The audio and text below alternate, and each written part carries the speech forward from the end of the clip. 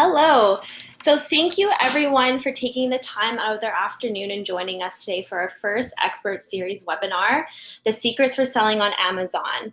So in this webinar, we'll be covering a bunch of basics. Anyone who is looking to sell on Amazon or who's currently selling on Amazon. We'll be giving you the inside scoop right from the former executive of Amazon and currently a Amazon selling expert, so Clint George, and also Israel Ellis, CEO of Advance Pro. Like stated in our email, every webinar attendee will have the opportunity to have a 30-minute one-on-one discovery with an Amazon selling expert. So that will be in the email following this webinar to register. As well, there will be a 20-minute discussion with a Q&A at the end. So I please wish that you reserve your questions for the last 20 minutes and we will get to them. So without further ado, I'm going to introduce you to Israel Ellis and Clint George. Thank you very much. Appreciate that, Jamie. Great introduction. So we are living in a COVID world. And if your household is anything like mine, Amazon is a regular visitor. This shift in how people are buying products today has happened quickly, forcing many businesses to focus more and more on online opportunities. Amazon has seen exponential increase in demand for delivery of just about everything a consumer could want.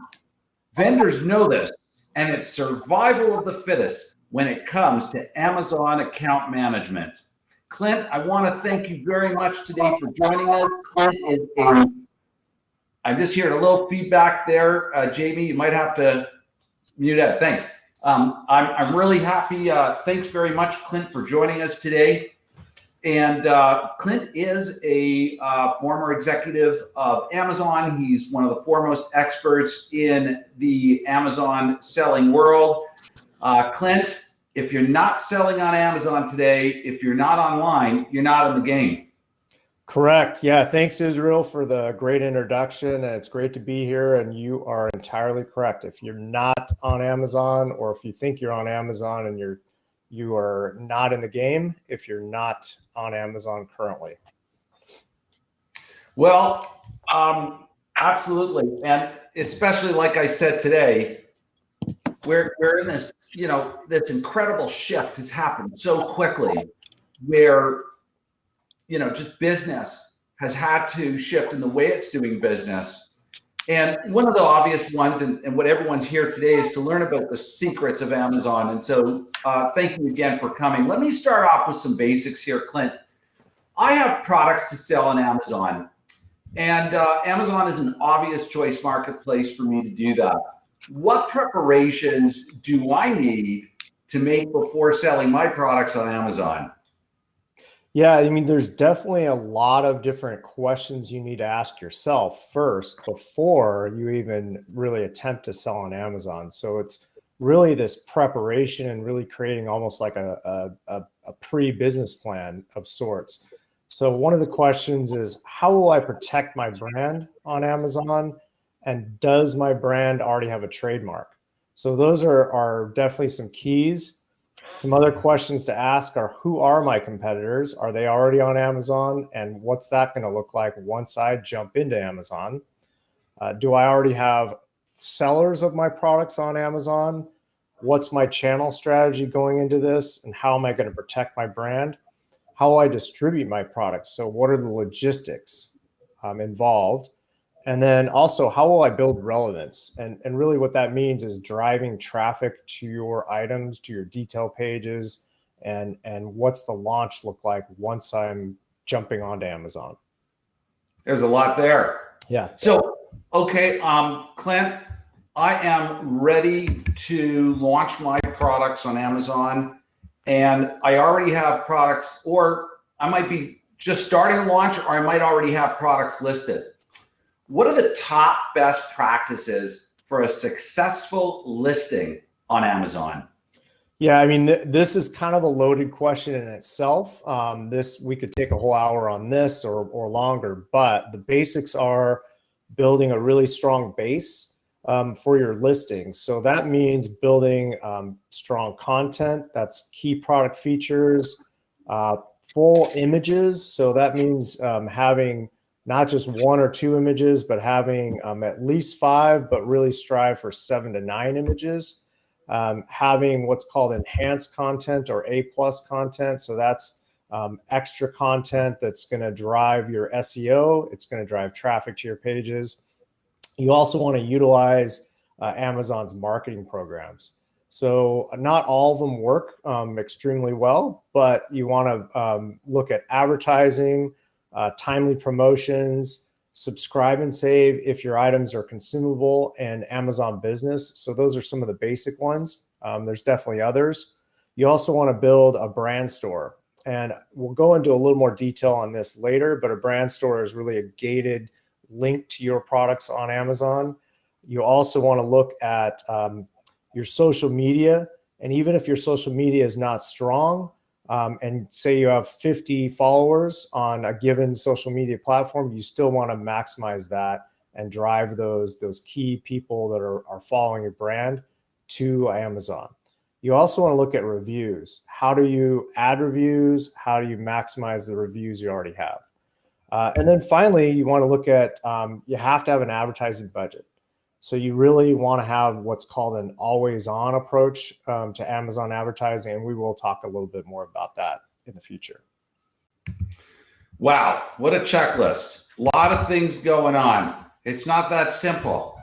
I've heard the Amazon lingo, win the buy box or control the buy box. I'm going to assume that this is pretty important lingo when it comes to being successful on Amazon. Clint, can you tell us what that means and how do I get there? Yeah, so that refers to the actual product's product page or product listing. And really what you're looking at is there could be multiple sellers of that product. Even though you are the manufacturer, potentially, you could have other third parties actually listed selling that product. And so owning the buy box is being in that quote unquote first position. That's really what's going to get the most play in terms of sales. And so what that means is, you have to have the best price. Not always, but you want to be in a prime selling position if possible. And we'll go into a little more detail there. You want to make sure you're in stock most of the time or as much as possible, have the best content, as we mentioned previously. And then, if you can at all possible sell as an FBA or what's called a 1P or that type of seller, those are going to give you the best chances to win the buy box. Well, you know what? Again, there's just terms, and it sounds like it's not such a simple thing. As you know, Clint, I deal a great amount with inventory management, and often we are working with vendors that are selling on FBM or FBA basis with Amazon. Can you talk a little bit about the difference between these two approaches and the pros and cons behind them? Great. Yeah. So FBM stands for Fulfilled by Merchant. FBA stands for Fulfilled by Amazon. So the main differences are FBM does not get prime 2-day or 1-day shipping, depending on where the customer is located. FBA does qualify for that. FBA means that you're shipping in bulk your products into Amazon's warehouses, and then Amazon actually fulfills to the consumer, the end use consumer. FBM means that you are actually shipping directly to the end use consumer yourself, whether that's through your own warehouse network or using a third-party logistics provider. So those are kind of the main differences. Really, manufacturers want to pick the best possible solution for them. Really, it doesn't always have to be FBA or FBM, but FBA and a 1P situation are going to give you the best chance to win the buy box. Right. Well, hey, let me ask you a question. Can you have a hybrid solution where you manage both systems under one account, or for different products or for the same products? Yeah, you definitely can. It's a lot more complex, but that's possible. So, for example, let's say you're just launching, and currently this would be a great example. But if you're wanting to go FBA and you create a shipment into Amazon, it can take up to 3 weeks for that shipment to be picked up and received by Amazon.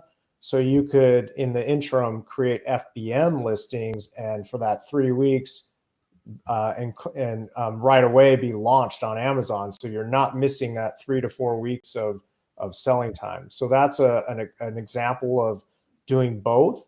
Or if possibly you have an item that is sensitive in that maybe it's refrigerated or frozen, you're going to want to do FBM for sure on that item, because Amazon typically does not have refrigeration capabilities at their warehouses unless it's Amazon Fresh.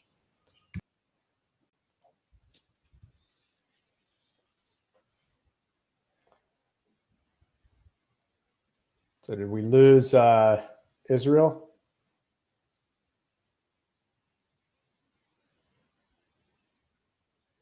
So I don't hear you, Israel. Sorry, I'm there. I was on mute. My apologies. Okay. Okay, how are we doing now? Am I coming through okay? Yep, you're good. Listen, kind of working from home, we've got to deal with all the internet issues and sort of that technical complications. So I'm gonna hopefully we'll get it right. So yeah, I guess there's a lot of different sort of reasons of why I'm going to go ahead and sell FBM or FBA. Again, part of that complexity. We see the omni-channel world as a universe, and the key utility in Advance Pro is that it will simultaneously update inventory levels across all selling channels. The last thing you can afford is to sell something you do not have in stock. As for replenishment, you're right. The longer the lead times, the more complex the situation. Mistakes can be costly. An underestimation will cost you big on opportunity, and an overestimation will have your money gathering some expensive dust in your warehouse and Amazon's, not to mention warehouse costs. Clint, when I tour warehouses as part of Advance Pro, one of the things that I like to do is walk through a warehouse and run my finger along the top of a bunch of skids. And I show this really expensive dust to the business owner, and I'll say, wow, you could send a couple of kids to college on this. And he usually kind of, agrees. So, warehousing costs are a big part of getting it right in fulfillment and inventory management. So when you exist in these universes, Excel spreadsheets and QuickBooks doesn't cut it. You need to build the intelligence and understand how to use it based on buying variables across all SKUs and channels. And that is where an inventory management system is going to come in. So this is a great transition into another pressing matter: Amazon warehousing charges. Clint, what are Amazon warehousing charges, and how can I avoid or at least mitigate these costs? Yeah, so basically they're, in the Seller Central world and FBA, those are what are called short-term warehouse holding fees. There is a long-term version of this, but I'll really more focus on the short-term version, because if you take care of that, that's going to help you with the long-term warehouse holding fees as well. So short-term holding fees occur when you're not turning the inventory basically every 30 days. Amazon's going to run a report at day 45, right around there. And whatever you have in the inventory or haven't turned in that last 30 days, you're going to get charges against that inventory. So that means you need to really focus on keeping about 4 to 6 weeks of inventory on your FBA listings at all time, which brings forth, you've got to have a good inventory management system. like Israel said, Excel just does not cut it. There are some systems out there, but Advanced Pro I found has been one of the best ones out there to really focus on this. Thanks for the plug. Yeah. So let's talk P&L, Clint. Like, tell me about some live examples in your experience of where a vendor that you've been working with has been absolutely blown away by the by warehouse charges, and what does that look like? Give us something, an example from sort of from a real life situation here. Yeah, so the individual short-term warehouse holding fees aren't super expensive when you look at a per item basis. They're based on dimensions and weight. But I'll give you an example from a food company that is basically fruit in pouches, if you can imagine, like what toddlers use, that kind of thing. They hired us after they had done this. So basically they got started on Amazon, said, great, we're going to ship in full truckloads of product. So they went ahead and shipped in full truckloads. I will add that the fees go up in fourth quarter. This happened to be fourth quarter. They had products in there. They weren't selling as fast as they originally thought. And so they started getting hit with $1,500 a month warehouse holding fees. And these are the short-term variety. So essentially we had to create what's called a removal order. And that also costs money because Amazon charges you to ship that back to your warehouse. So yes, it's their inventory. They own it.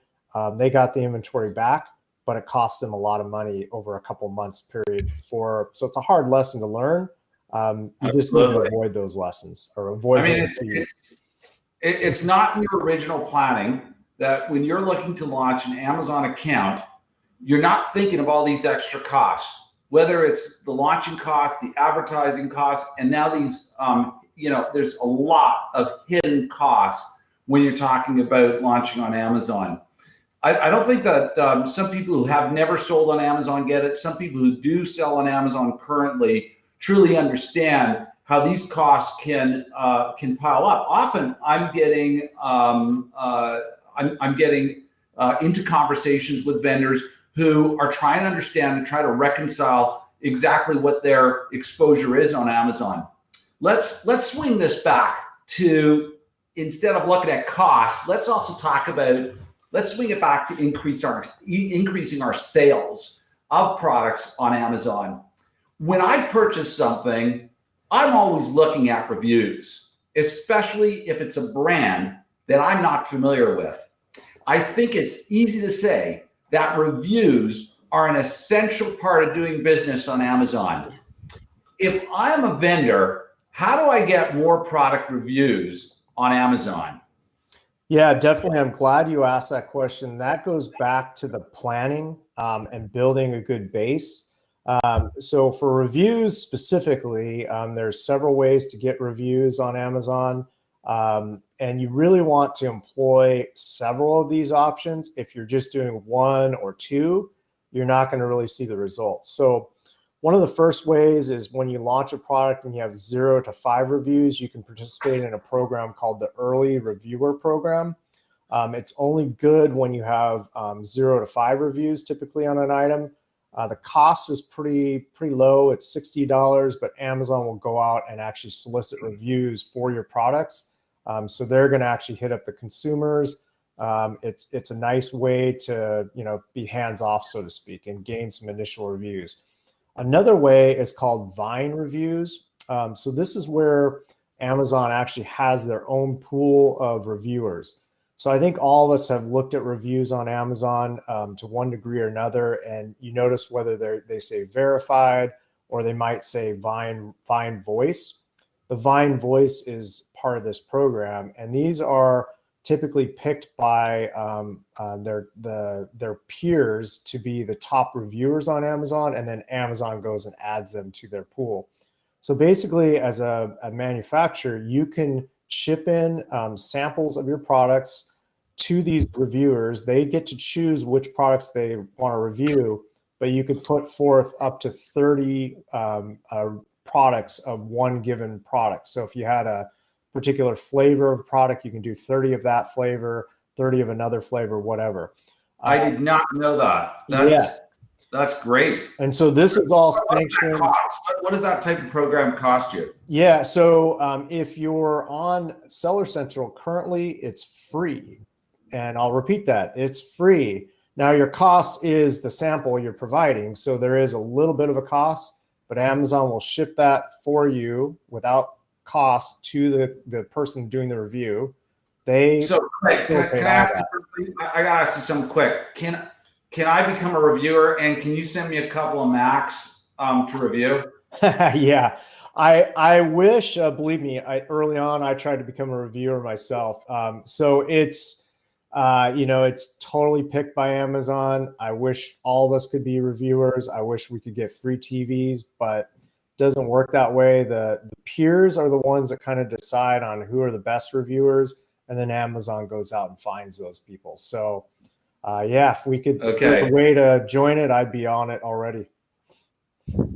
And those reviewers, they're verified reviews as well, or do we know if those reviews are coming from customers or coming from these review agents? Yeah, so they are verified and they're completely sanctioned by Amazon. So it's a legitimate program.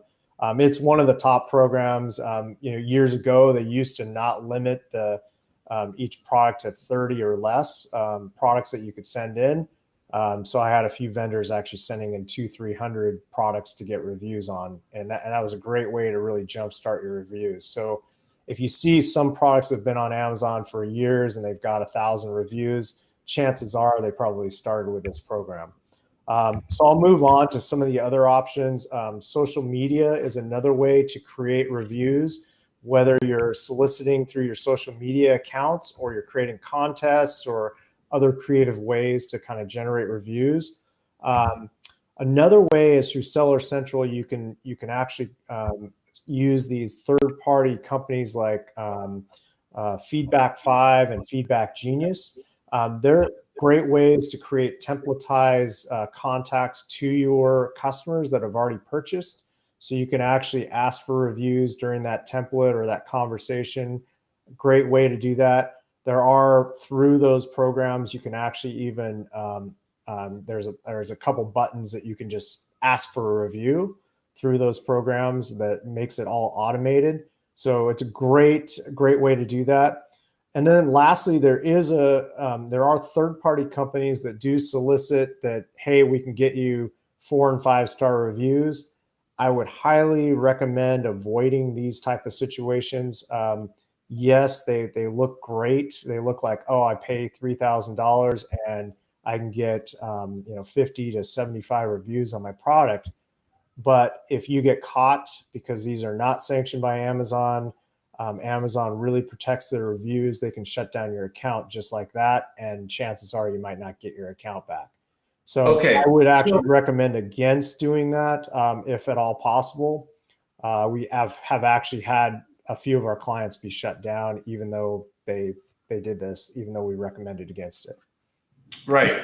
So when it comes to verified reviews, these are people who have actually purchased the product, and these are, I guess, the golden part of it in terms of getting those reviews. And reviews are so important today, especially in the online world. I think that anyone who is looking to purchase something, especially if they haven't purchased it before, they're definitely going to be looking at reviews, and they're going to look at seeing what people think about the product and in terms of the companies that are supporting it. So going and getting those reviews is a huge effort. You've really got to put forth the effort to go out there and to make sure that you're getting reviews. You have to have the program in place. Can you incentivize consumers to provide reviews? Are you allowed to do that? No, that's actually a big no-no. You want to, if you offer anything for a review, again, you can get shut down literally just like that. And I've had, like I said, I've had a couple clients that have done that. shut down, and then they were shut down for 4 to 6 months. So has Amazon got, is this all sort of like an algorithmic thing where it's autonomous, or has Amazon actually got a team of people inside who are looking at accounts and who are figuring out if these are legit reviews or if the vendor is doing something they shouldn't be doing? Is that happening inside? Oh yeah, it's a combination of being algorithmic, but there is a team then looking at what the algorithm pulls up. So you just want to, the ways that I laid out are all legitimate, other than that last way, which I'm telling you about, but I'm also telling you to not do that. So Okay. I think you just want to be up and up, and on the first 4 ways that I mentioned are all legitimate, and those are ways I would do each of those at the same time, so that you can actually build as many reviews as possible. So, Clint, I talk about, a lot of times I talk to people about this idea that we live in this frame per second world where things moving so fast, it's really hard to grab people's attention. And like any other portal where you are competing for attention, advertising on Amazon is a whole other reality that you have to consider. If you want to play, you're going to have to pay. But the question is, how much do you got to pay? How much should I be using the Amazon advertising platform to help launch and manage my products on Amazon? Can you help us understand that, Clint? Yeah, so I mean, this goes back to that initial first question in planning. You want to plan this out, and you need to plan some sort of a budget. So really, you have to have that always on approach, and that means you're advertising at all the time. You're not going to take certain times off of the year. Otherwise, your competitors get a foothold there, and it's very hard to break that foothold. So you want to have that always on approach. You want to constantly be optimizing your campaigns. Amazon campaigns work similar to like Google advertising. They're a pay-per-click model. So you want to have multiple campaigns if your budget allows. If you have a smaller budget, say $10 to $25 a day, that's considered kind of a smaller budget. Then you want to focus on 1 or 2 types of campaigns.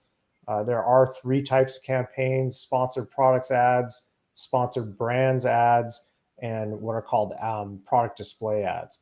And so they each function in a different kind of method and really produce different types of results. It just sounds like that is a lot to manage. And especially when you're spending dollars and you're trying to make sure that those dollars are going to the right place. I've got a theory about advertising, and I talk about it all the time. And as you can hit that tipping point, you might as well just throw those dollars out. You're either committed to the road ahead and you've got that runway in sight, or you shouldn't be playing in that game. Clint, what can I expect when I'm looking at a product to launch it and then ongoing into my campaign?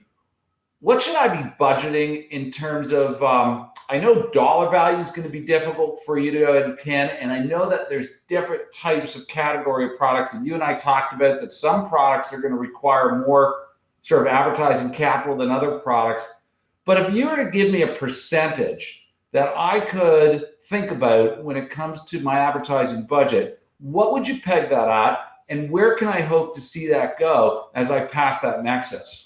Yeah, so I mean, this goes back to this initial planning. A lot of companies we see will just throw their items up on Amazon and expect to be selling $50,000 a month right away, and that it just doesn't work that way. You've got to plan.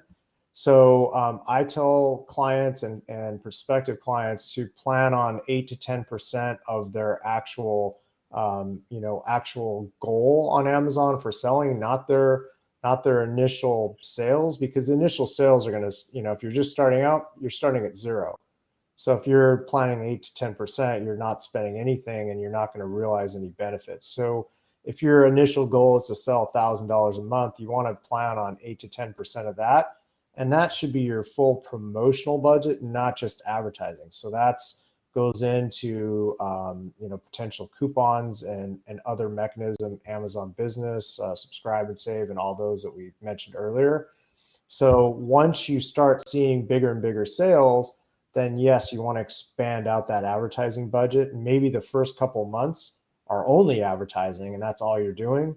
And then after that, you're expanding out that budget to other mechanisms on Amazon that work. And I guess you're working with it, right? Because you mentioned that there was a number of different ways of being in the box and of promoting on Amazon. And so I suppose that this is not something where you set it on auto drive and then you just, kind of go with it. I think this is something that you really got to watch. You got to tweak. This is a dynamic campaign, and you've got to have somebody that is in your corner who knows how to measure that and adjust those budgets as necessary. Yeah, definitely. Okay. Topic. Are there people, for people who are not marketers and people that do not have experience in managing these campaigns or may not know how to set up a campaign, are there resources on the Amazon side that can help these people that may not have that experience and help them start their campaigns and monitor them? Yeah, I mean, there are within the seller account, but it does take a lot of time and research. And I mean, there are some basics of how to set up a campaign. So you'd have to kind of research that within your own seller account, and that's where the information is. But aside from that, there are experts out there like agencies and things like that that really know what they're doing and how to optimize the campaigns best. A lot of them use software such as our company to really help optimize the campaigns further, because Amazon gives you a limited amount of tools within that seller account. And the rest of it is really manual. So it does take a lot of time and effort. If you're at all skittish about it, I would recommend seeking out some of these experts that actually will help you, because they can actually shorten that learning curve up, essentially, because they're doing the work and they know what they're doing and they know how to optimize best.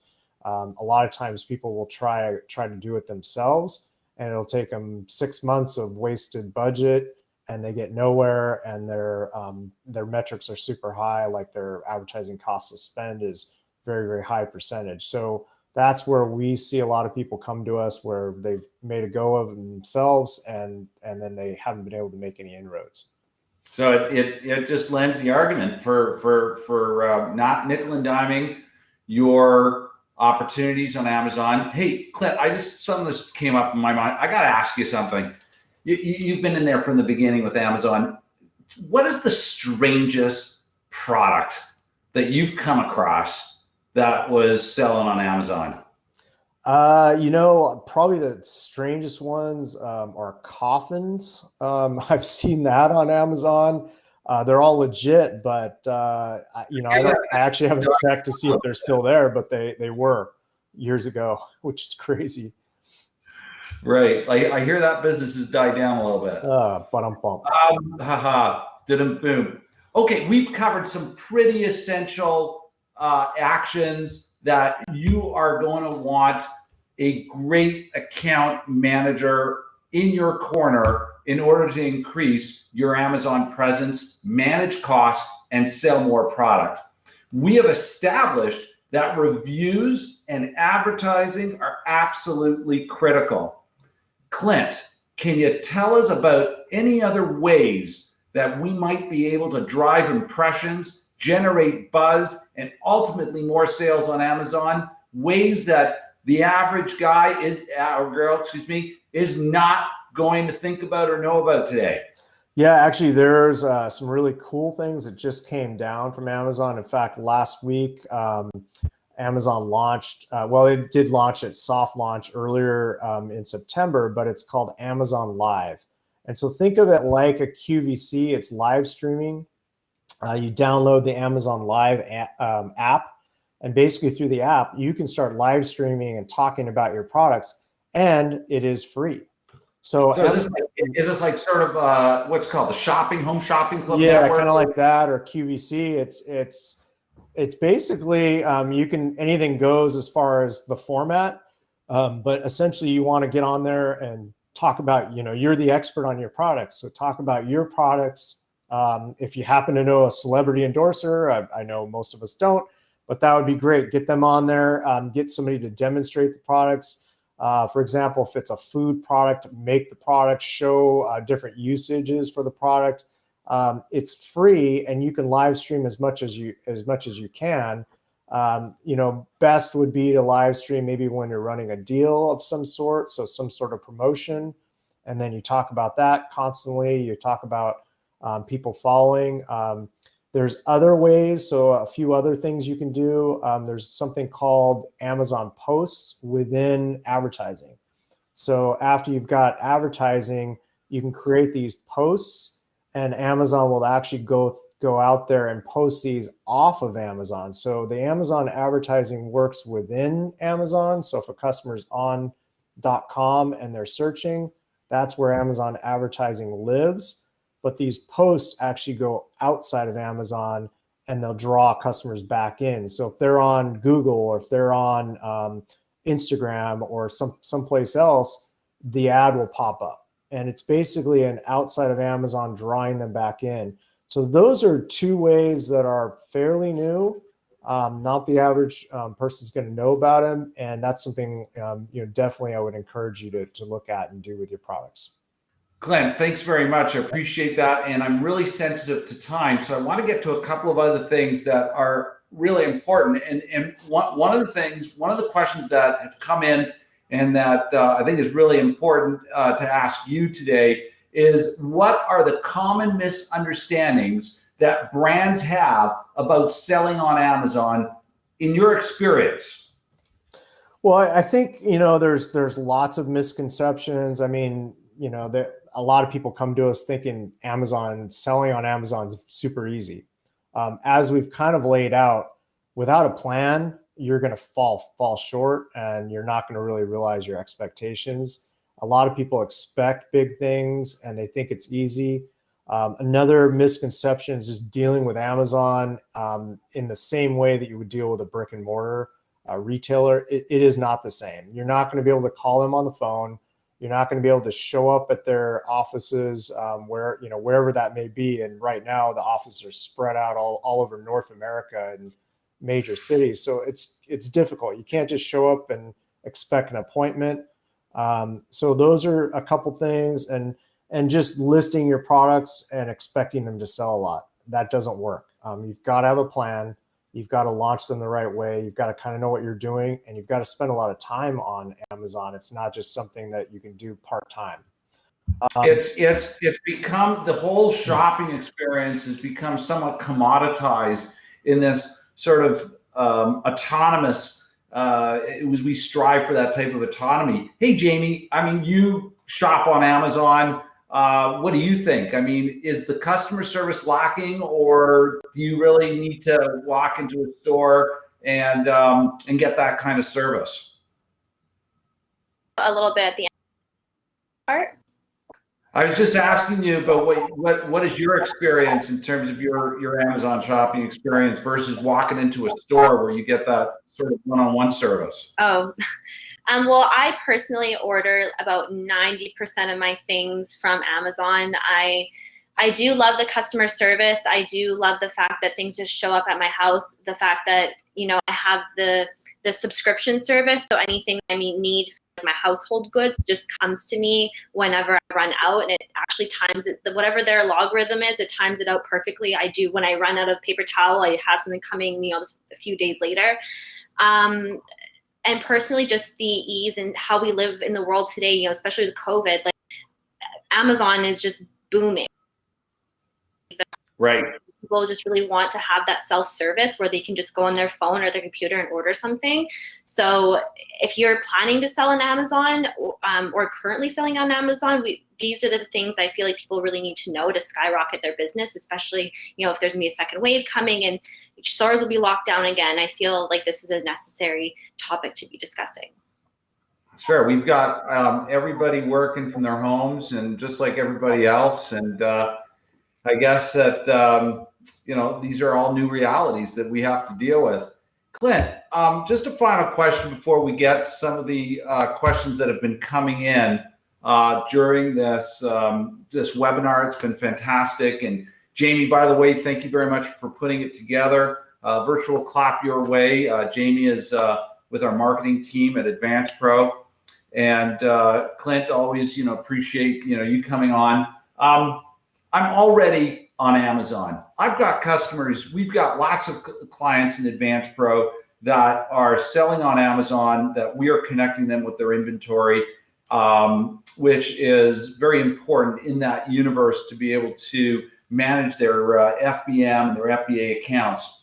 But I'm already on Amazon, and I've been doing this for a while. Why do I need your help?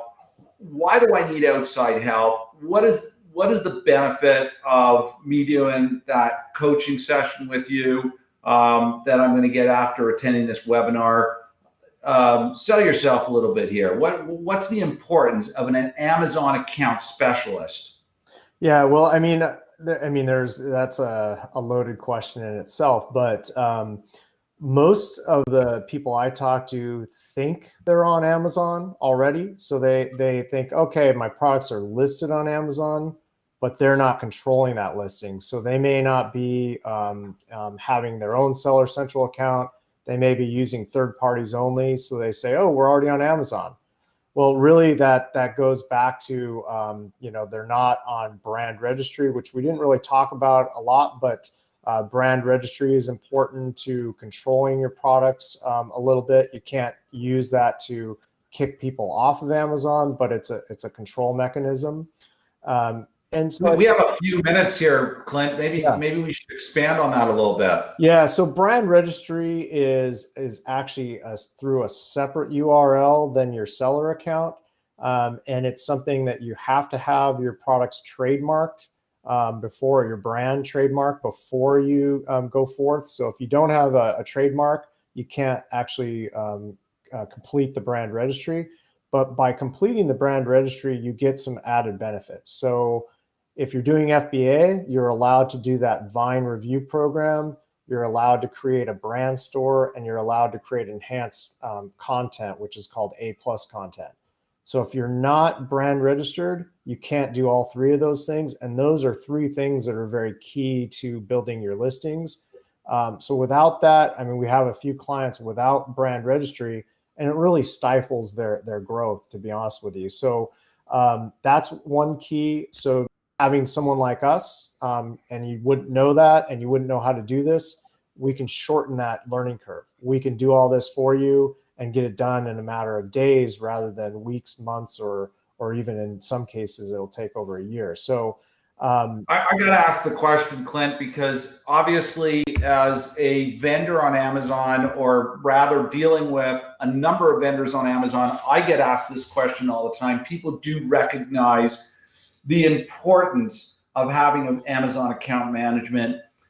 Can you just give us an idea, typically, do I got to be a huge company in order to afford sort of an Amazon account specialist looking after my account? And I'm just wondering about the economics. Do I hire somebody in-house to do it? Obviously, there's definitely a growing need for specialists out there who understand the account management. You've been involved as an Amazon executive for over 10 years. You've obviously know the insides and out of Amazon. But I'm just wondering what the entry level there is to get that kind of skill set working for me. What am I looking at? Yeah, I mean, really, it's a huge learning curve, to be honest with you. It takes, like I said, years to kind of build that up.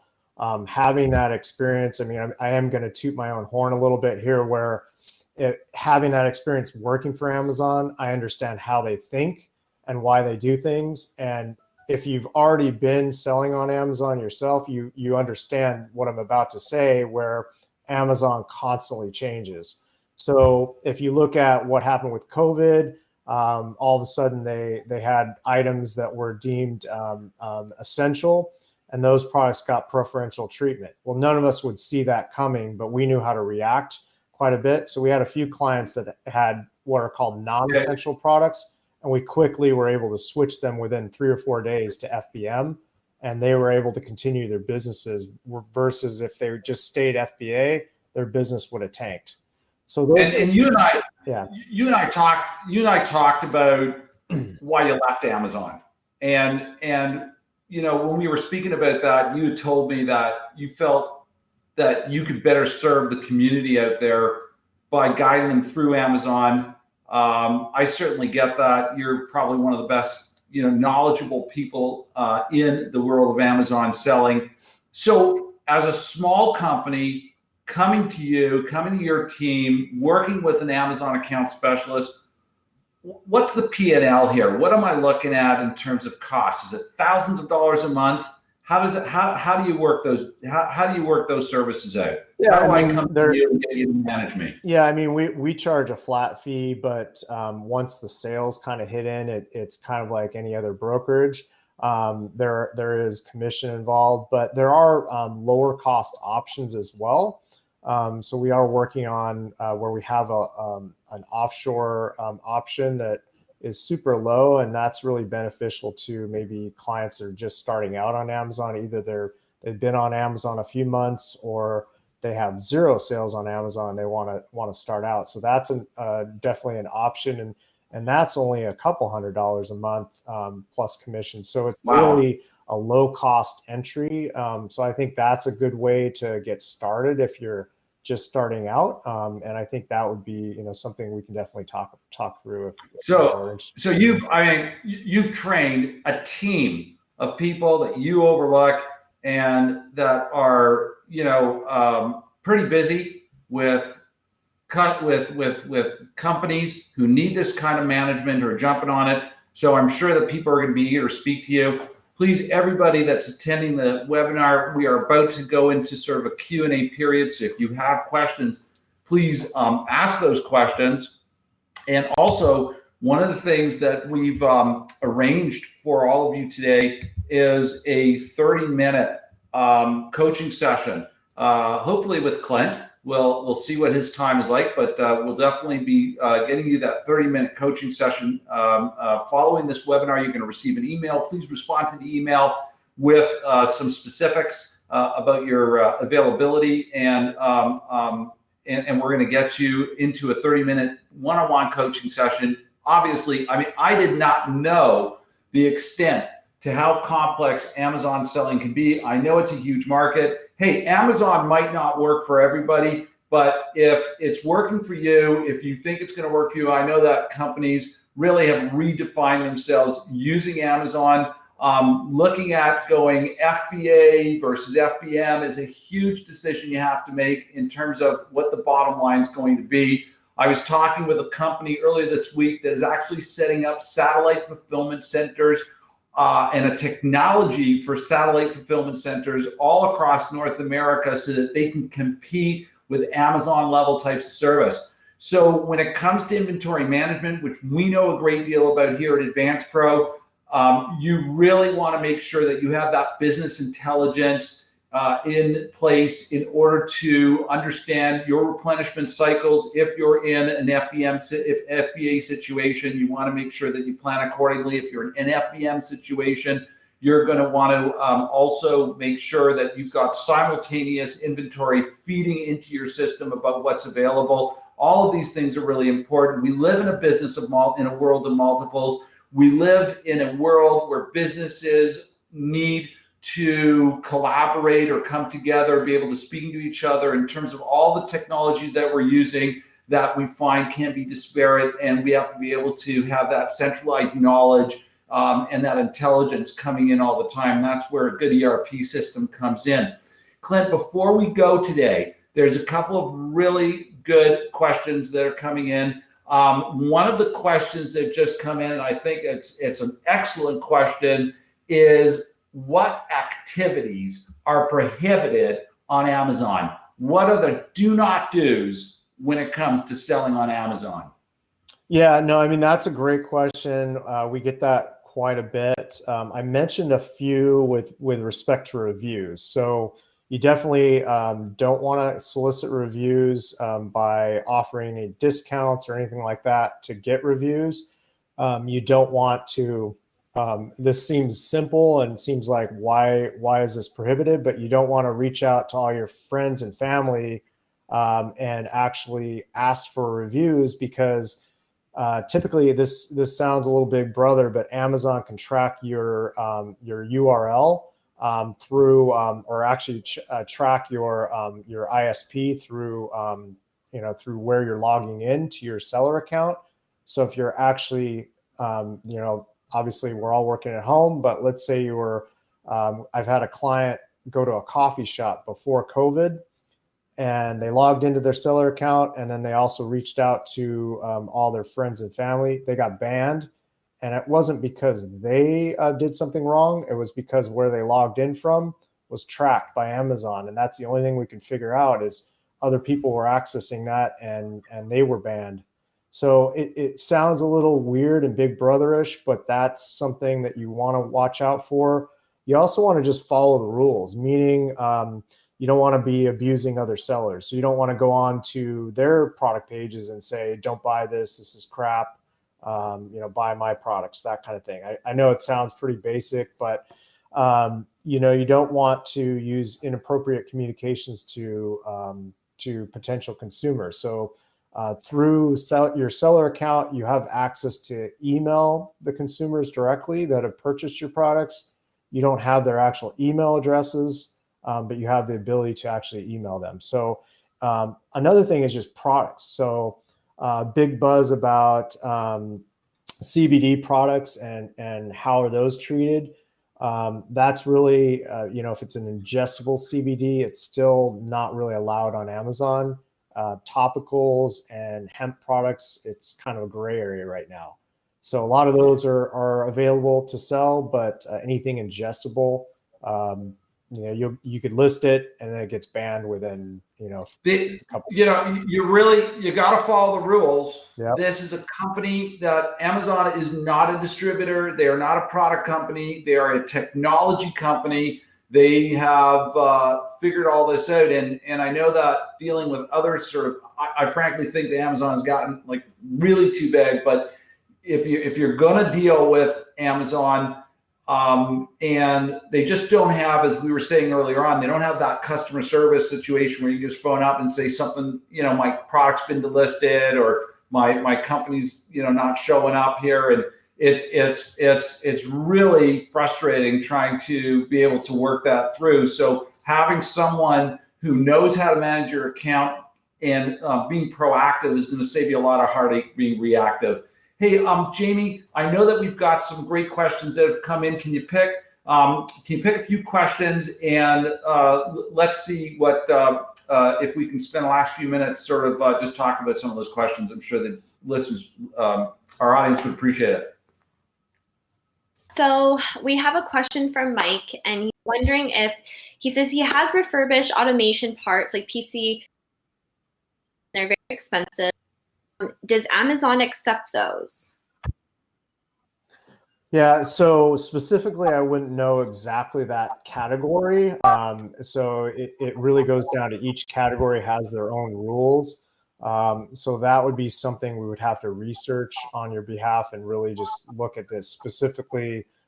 If it's, I can't really tell if are they electronics or they, what they are, but we would have to really research because certain categories have rules about how you can list them and kind of, what you need to follow. So some categories, for example, like grocery, which I know it doesn't relate to this category, but you have to get approval first before even selling in that category. And you have to provide invoices, potentially product charts about what are called the SDS forms, safety data sheets on the product. So this particular category could have some restrictions like that. And we would have to research that. Clint, I just want to get a couple of questions in just before we finish. And I think that Jamie's dropped out from her internet. Here. I've got a question from Dave. What are the nuances in engaging within the Amazon business environment versus a consumer orientation? Yeah, so Amazon Business right now, they're going out and they're soliciting business-only clients. So the differences are you have to list the item first within your seller account, and then you can make them available for business only with certain discounts. So think about, and these could be bulk items, they could be retail items only that you're listing for businesses to buy in bulk. So you could say, hey, buy 3 units or more and you get this certain discount, or buy a full truckload, you get this discount. Those will only show up to clients that have legitimate business accounts, and Amazon vets those. So they require an EIN number, all those things that are required by a business to set up the account. So they're doing that vetting. So you don't have to worry about that. You just list your products. The difference, though, is the product is still going to show up as a retail offer. So that's the rub of how do you list one versus the other. There is an option now that's fairly new that you can just set up a business only account, I believe. So I don't have any clients doing that, but that is an option that I've read. Thanks. Thank you very much, Clint. Back to you, Jamie. So, Tim, we will be sending out an email with a recap. Sorry, Jamie, your audio. Is that okay? I'll take this over for you, Jamie. Your audio is you got some feedback going on. So I've got a question here from Eugene. Clint, I'm on Amazon Vendor Central. What are the best practices to properly get Amazon Vendor Central to buy your item in bulk? I've been told that no one person does this. Bulk buys are based on algorithm. My items are all set up, but have yet to get a purchase order from them. Yeah, so if I'm understanding, it sounds like you're not getting bulk purchase orders, but if you're not getting purchase orders at all, they do have a program called Born to Run, which is basically a vendor-initiated purchase order.